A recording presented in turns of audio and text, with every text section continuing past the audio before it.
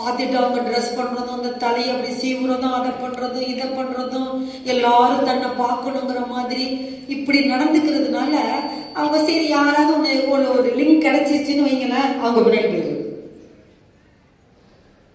வீட்டை யாரு பார்க்கறது? படிப்பை யாரு பார்க்கறது? அடுத்தவங்க பார்க்கறதா?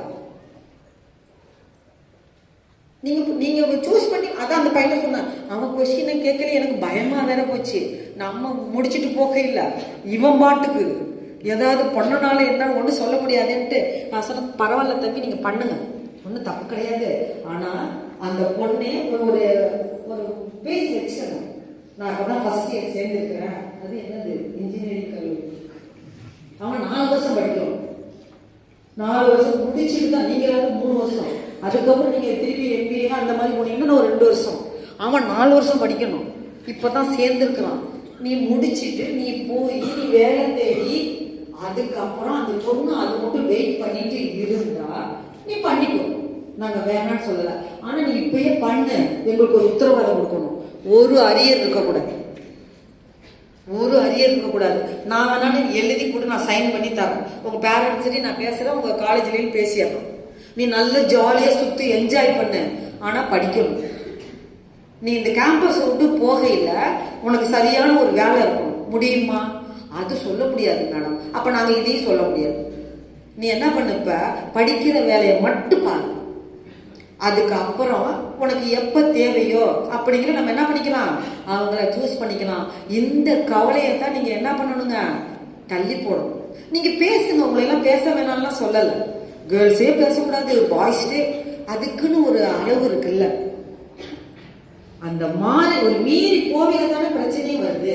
ஒரு லிமிட்டோட வச்சுக்கிட்டு பேசுங்க, என்ஜாய் பண்ணிங்க, சாப்பாடு கொடுக்குறீங்க, எல்லாம் பண்ணிக்கங்க. அந்த அளவு முறை மீறவும் கூடாது, மாறவும் கூடாது, மொராலிட்டிக்கு போயிடும். நீங்க அதை தொலைச்சிட்டு தான் நம்ம என்ன பண்ணிட்டு இருக்கிறோங்க எல்லா கல்லூரியிலையும்.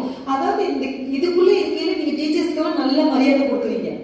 ஆனா வெளியில போனது வச்சுக்கோங்களேன், ஒரு கெத்தா காட்டிடுறீங்க. நாங்க யாரும் வந்தா கூட எந்திரிக்கிறது இல்லை. இனிமையாவது கொஞ்சம் எந்திரிக்கிறீங்களா, கொஞ்சம் தள்ளி உட்காந்துக்கிறீங்களா?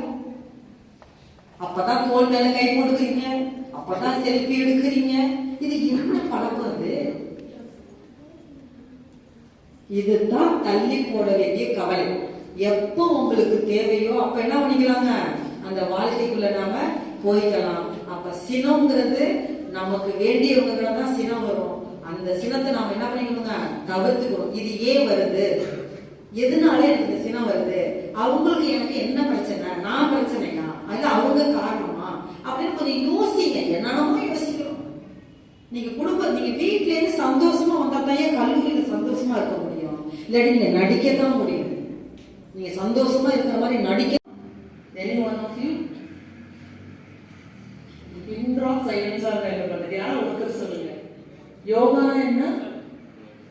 எக்ஸசைசஸ். ஓகே.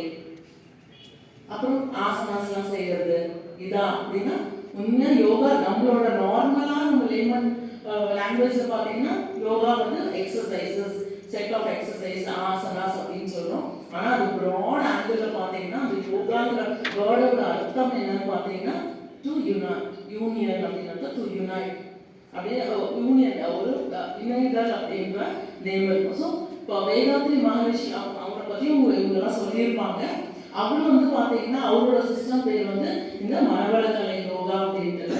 அந்த யோகா வந்து பார்த்தீங்கன்னா ராஜ யோகாவோட ஒரு அம்சம் அப்படின்னு சொல்றாங்க. சுவாமிஜி இதில் பார்த்தீங்கன்னா அவர் வந்து ஒரு ஹியூமன் அப்படின்னு சொன்னால் அந்த 3 விஷயங்கள் சேர்ந்துருந்தாங்கன்னா ஹியூமன் பீயிங் சொல்லுவாங்க.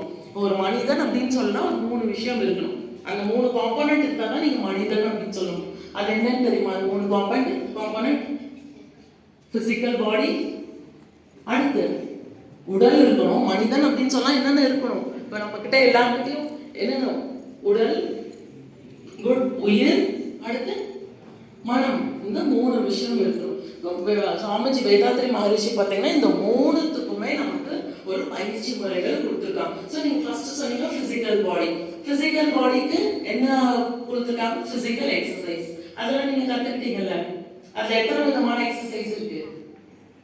சரி, 9 டைப்ஸ் ஆஃப் எக்ஸசைசஸ் இருக்கு. சரி, அப்புறம் மைண்டுக்கு வந்து மெடிடேஷன் கொடுத்துருக்காரு. அப்புறம் உயிருக்கு லைஃப் ஃபோர்ஸ் வந்து இன்னொரு முக்கியமான பயிற்சியும் உங்களுக்கு கொடுத்துருப்பாங்க. அது என்ன பயிற்சி? காயகல்ப பயிற்சி. ஞாபகம் இருக்கா? அந்த வேர்ட் ஞாபகம் இருக்கா? வீட்டில் செய்யறீங்களா? சரி, அது இனிமேல் செய்யலைன்னா இனிமேல் அவங்க கிட்ட எப்படின்னு திருப்பியும் கொஞ்சம் புரியாத மாதிரி இருந்தால் திருப்பியும் எக்ஸ்பிளைன் பண்ணி அவங்க கிட்ட கேட்டுக்கோம். சரி, இப்போ நம்ம மெடிடேஷன் பார்ட்டுக்கு வந்துடுவோம். மைண்டுக்கு வந்து மெடிடேஷன் இந்த போஸ்ட்ல உங்களுக்கு இதாக சொல்லி கொடுத்துருக்காங்க.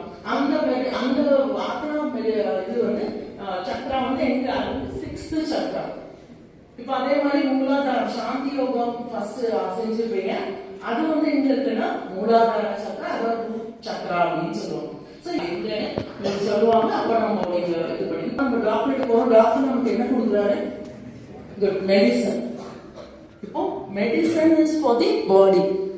அதே மாதிரிதான் meditation is for the mind அப்படின்னு சொல்லுவாங்க. நம்ம லாஸ்ட் பின்னாடி வந்து கிளாஸ் முடிக்கும் போது பெரிய பெரிய மகான்கள் இவங்க எல்லாம் என்ன மெடிடேஷன் பத்தி என்ன சொல்லியிருக்காங்க அப்படிங்கறத பத்தி நம்ம பார்ப்போம். சரி, இப்போ துரியா அந்த நேமோட அர்த்தம் என்னன்னு தெரிஞ்சுக்கலாம். துரியம்னா என்னன்னா ஜஸ்ட் அதுவும் வந்து ஒரு சான்ஸ்கிரிட் வேர்ட் தான். அதோட simply it means the fourth stage. துரியம்னா தி ஃபோர்த் அந்த வேர்டோட மீனிங். சரி, துரியா மெடிடேஷனை வேற என்னென்ன நேம்ல சொல்லுவாங்க அப்படின்னு பாத்தீங்கன்னா சஹஸ்ரதலம், பிரம்மரந்திர யோகம் இப்படிலாம் சொல்லுவாங்க. 1000 பெட்டல்ல